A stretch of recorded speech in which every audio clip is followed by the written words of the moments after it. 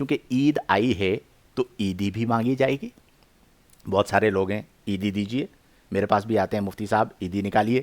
تو یہ اکثر سوال آتا ہے کہ کیا عیدی مانگنا جائز ہے یا نہیں ہے. دیکھیں ہمارے یہاں جو عیدی دی جاتی ہے نا، یہ ہماری ایک سماجی روایت ہے، ہمارے معاشرے کی روایت ہے کہ خوشی کا اظہار ہے. جب آپ کسی سے خوش ہوتے ہیں تو اس کو نوازتے ہیں، اسے دیتے ہیں. تو یہ دینا جو ہے وہ عیدی کہلاتا ہے، اور شریعت میں اس کی کوئی ممانعت نہیں ہے. کڑک کڑک نوٹوں کی آوازیں چل رہی ہوتی ہیں. آپ کو پتہ ہے عید کے دن گڈیاں نکالی جاتی ہیں، پھر گڈیوں سے نوٹ نکالے جاتے ہیں، پھر وہ بانٹے جاتے ہیں. اس کا بھی ایک مزہ ہوتا ہے اپنا. اور خاص طور پر بچوں کے حوالے سے کہ بچے اس چیز کا انتظار کر رہے ہوتے ہیں کہ عیدی کتنی جمع کی، کتنی عیدی ملی. پہلے تو بہت زیادہ ہوتا تھا. اب جب سے ہم لوگ مٹیریلسٹک ہوئے ہیں نا اور ڈسٹینس آنا شروع ہوا ہے، تو اب بچے بیچارے عیدی مانگتے بھی نہیں ہیں. مجھے یاد ہے کہ اس زمانے میں، یعنی ہمارے بچپن کے زمانے میں، باقاعدہ بچے رشتہ داروں کے گھروں پہ جاتے تھے عیدی لینے کے لیے. اور آخر میں وہ بچوں کی چھوٹی چھوٹی خوشیاں ہوتی ہیں، بیٹھتے تھے، گنتے تھے تمہاری کتنی عیدی ہوئی، میری اتنی ہوئی ہے، میری عیدی کیسے کم ہوئی ہے. عیدی کے پیسے امی کے پاس رکھواتے تھے، امی بعض اوقات ان پیسوں کو خرچ کر دیتی تھیں، پھر بچے رو پڑتے تھے میری عیدی کے پیسے نکالیے. وہ ایک مطلب ماحول ہی الگ تھا. ہمیں اس چیز کو اب دوبارہ بیدار کرنا چاہیے. تو اس لیے عیدی بانٹنے میں، عیدی دینے میں کوئی مذائقہ نہیں ہے. اگر اللہ تعالیٰ نے آپ کو مال دیا ہے، آپ خرچ کر سکتے ہیں، تو آپ کو خرچ کرنا چاہیے. یہ انفاق کہلاتا ہے اور بخل کی ضد ہے، یہ اسراف نہیں ہے. آپ تحفتاً جو ہے وہ نواز رہے ہیں. تو اس لیے اگر اگر اللہ نے آپ کو توفیق دی ہے تو عیدی بانٹیے اپنے ماتحتوں کو. ضروری نہیں ہے کہ جو عمر میں بچے ہیں انہی کو عیدی دی جائے. جو عہدے میں چھوٹے ہوتے ہیں، جیسے شاگرد ہوتے ہیں، اب شاگردوں کے ساتھ ایک بڑا پیار ہوتا ہے. وہ آپ سے ملنے کے لیے آ گئے، استاد سے ملنے کے لیے آ گئے، استاد انہیں عیدی دے دے، تو واقعتاً حمزہ ان کی عید ہوتی ہے یا نہیں ہوتی؟ بتاؤ. اور دماغ میں کیا چل رہا ہے؟ عیدی چاہیے. حمزہ کے میں تاثرات دیکھ رہا ہوں کیمرے کے اس طرف کہ یہ عیدی کی بات چل رہی ہے تو میرا کیا ہوگا. اسی طرح آپ کے پاس بہت سارے لوگ آتے ہیں، قریبی لوگ آتے ہیں کہ جی عیدی درکار ہے، تو آپ نوازنے والے بنیں، آپ دینے والے بنیں. تو اس لیے عید کے دن عیدی دینا، اس میں شرعی طور پر کوئی ممانعت نہیں ہے، کوئی مذائقہ نہیں ہے. البتہ ایک چیز میں عرض کروں گا وہ یہ ہے، بلکہ اس سے پہلے ایک حدیث مبارکہ سن لیجئے. یہ ہدیہ دینا ہے، تحفہ دینا ہے.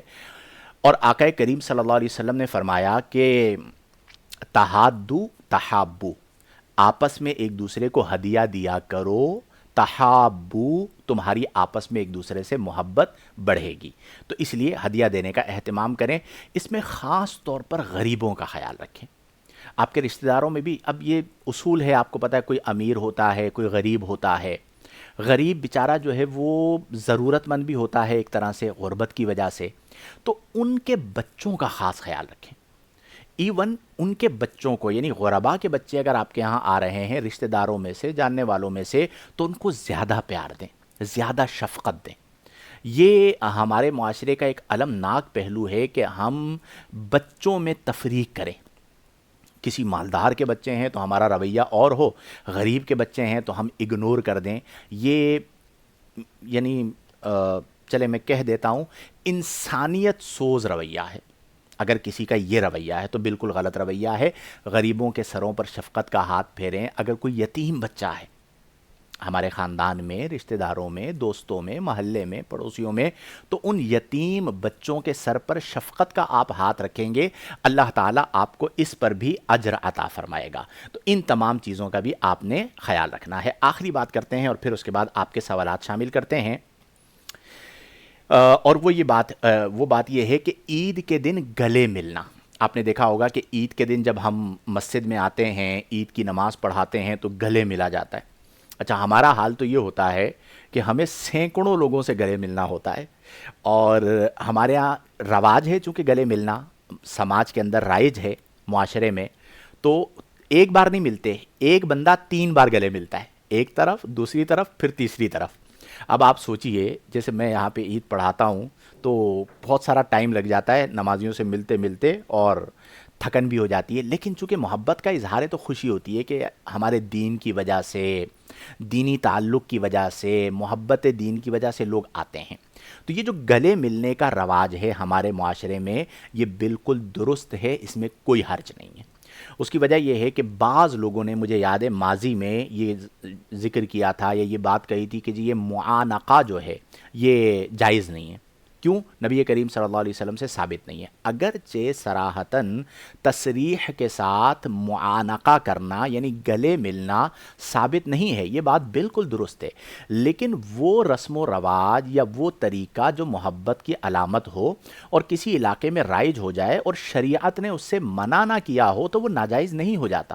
اس کی پوری میرے پاس ایک فہرست ہے کہ اگر آپ اس اصول پر کسی چیز کو ناجائز قرار دیں گے تو آپ کو سینکڑوں ایسی چیزوں کو ناجائز قرار دینا پڑے گا جن میں بیسیوں وہ ہوں گی جن کا ارتکاب آپ خود کرتے ہیں.